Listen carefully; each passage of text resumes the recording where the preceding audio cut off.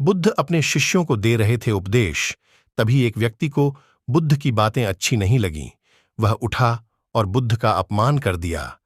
बुरी बातों को बार बार याद करने से हमारी परेशानियां बढ़ती हैं, मन अशांत होता है।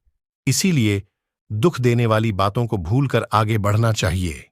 इस संबंध में गौतम बुद्ध का एक प्रसंग प्रचलित है। गौतम बुद्ध अलग अलग क्षेत्रों में भ्रमण करते और अपने शिष्यों को उपदेश देते थे। एक गांव में वे उपदेश दे रहे थे।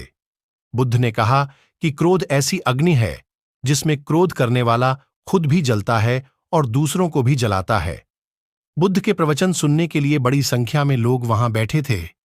उन लोगों में बहुत गुस्से वाला एक व्यक्ति भी बैठा हुआ था। उसे ये बातें पसंद नहीं आईं। वह अचानक उठा और बोलने लगा कि बुद्ध, तुम पाखंडी हो। बद्धी बड़ी बातें करना ही तुम्हारा काम है। तुम लोगों को भ्रमित कर रहे हो। तुम्हारी ये बातें आज कोई मायने नहीं रखती हैं। व्यक्ति लगातार बुद्ध को अपमानजनक बातें सुना रहा था। वहां बैठे सभी लोग ये देखकर हैरान थे कि बुद्ध ये सब शांति से सुन रहे थे, लेकिन कुछ बोल नहीं रहे थे। क्रोधी व्यक्ति बुद्ध को शांत देखकर और ज्यादा क्रोधित हो गया। वह बुद्ध के पास गया और उनके मुंह पर थूककर वहां से चला गया।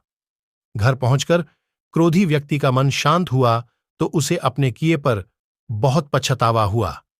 वह बुद्ध से क्षमा मांगने पहुंचा, लेकिन उस गांव से बुद्ध पड़ोस के गांव के लिए निकल चुके थे। वह व्यक्ति बुद्ध को खोजते हुए दूसरे गांव में पहुंच गया।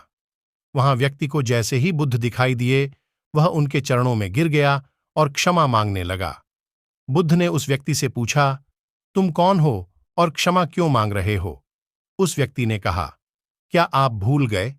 मैंने कल आपके साथ बुरा व्यवहार किया था, आपका अपमान किया था। बुद्ध ने कहा, बीता हुआ कल मैं वहीं छोड़ दिया चाया हूं और तुम अभी भी वहीं रुके हुए हो। तुम्हें गलती पर पछतावा है, तुमने पश्चाताप कर लिया। अब तुम निष्पाप हो गए हो।